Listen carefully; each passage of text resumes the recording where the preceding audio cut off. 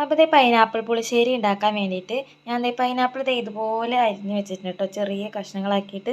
പിന്നെ ഒരു വലിയ പച്ചമുളക്, എരിവുള്ള പച്ചമുളകായിരുന്നു കേട്ടോ. അപ്പോൾ അത് ഒരെണ്ണം എടുത്തിട്ടുണ്ട് കേട്ടോ.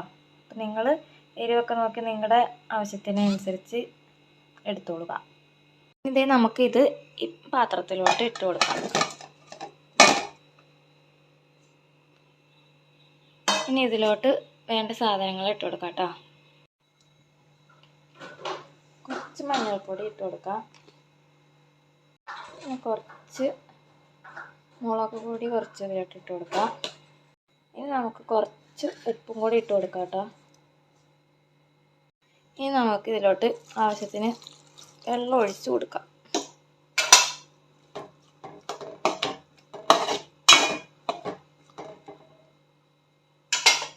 അപ്പോൾ അതെല്ലാം ചേർത്തിട്ടുണ്ട്, വെള്ളം ഒഴിച്ച് ആവശ്യത്തിന് ഒഴിച്ചിട്ടുണ്ട്. ഇനി നമുക്ക് ഗ്യാസ് ഓണാക്കാം. ഇനി നമുക്ക് ഇതൊന്ന് മൂടി വെച്ച് വേവട്ടെ.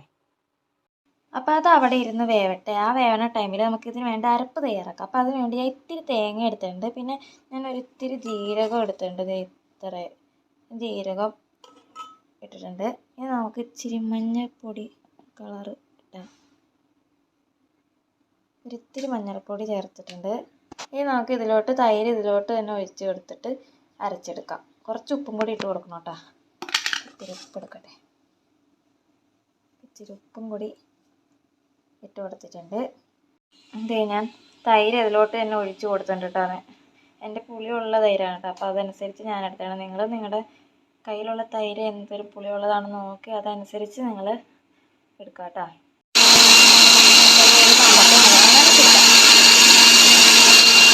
അപ്പോൾ അതേ നമ്മുടെ പൈനാപ്പിൾ നല്ലോണം വെന്തിട്ടുണ്ട്. നമുക്കിനി അരപ്പ് ഇതിലോട്ട് അങ്ങോട്ട് ചേർത്ത് കൊടുക്കാം. എന്നിട്ട് അരപ്പൊന്ന് ഇളക്കി കൊടുക്കുക കേട്ടോ. ജസ്റ്റ് ഒന്ന് ചൂടായാൽ മതി കേട്ടോ. നല്ലോണം തിളയ്ക്കാൻ നിൽക്കണ്ട കേട്ടോ. അത് ഓഫ് ചെയ്യാം. എന്നിട്ട് നമുക്കിനി താളിക്കാം.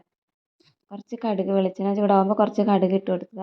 പിന്നെ ഉലുവ ഇത്തിരി ഇട്ട് കൊടുക്കണം നല്ലതാണ് കേട്ടോ. ഞാൻ ഉലുവ ഇടാൻ മറന്നു പോയതാണ്, ഉലുവ ഇട്ടില്ല ഞാൻ. പിന്നെ ഒരു വറ്റൽമുളക് ഇട്ടിട്ടുണ്ട്, കീറിയിട്ടിട്ടുണ്ട്. പിന്നെ അത് കഴിഞ്ഞിട്ട് കുറച്ച് കറിവേപ്പിലയും കൂടി ഇട്ട് കൊടുക്കുക. പിന്നെ ഞാൻ സ്റ്റൗ ഓഫ് ചെയ്ത് കഴിഞ്ഞിട്ട് കുറച്ച് മുളക് പൊടി ഇട്ട് കൊടുത്തിട്ടുണ്ട് കേട്ടോ. എന്നിട്ട് നമ്മൾ അതിലോട്ട് ഒഴിച്ച് കൊടുത്ത് അതുപോലെ നമ്മുടെ കറി റെഡിയായി. അപ്പോൾ വീഡിയോ ഇഷ്ടമായാൽ ലൈക്ക് ചെയ്യാനും ഷെയർ ചെയ്യാനും സബ്സ്ക്രൈബ് ചെയ്യാനും മറക്കണ്ട കേട്ടോ.